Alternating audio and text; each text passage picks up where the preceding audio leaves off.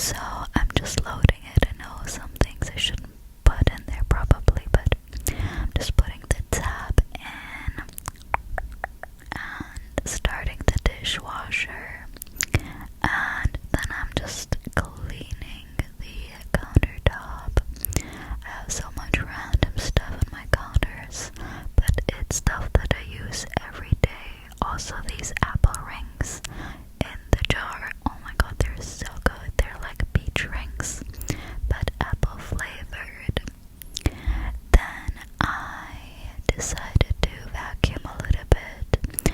It always puts me in such a good mood to have a clean and tidy space, especially for the weekend. Let me know if you want to see like a Sunday reset kind of video as well. I would love to do that. And I also love this vacuum. It's like a Dyson, like dupe, not even dupe, but it's really good and it's so much more affordable than the Dyson. And then I'm putting on my coat. This coat is from Uniqlo. I got it last year, and I wanted to run some errands. I also love this corner in my living room. It looks so cozy with a little teddy bear. And then I put some, usually some incense sticks in this jar. It's really cute and makes the apartment smell so good. Also, I always walk out with my headphones. I cannot not listen to music on my way. The fall leaves are already on the ground. So cozy. And this is the famous ice cream cone in my city. And the first thing I wanted to do is just check out TK Maxx, but they didn't have like fun stuff in the skincare section today. So I decided to check out the fall section in the home decor story, and this ghost was so cute.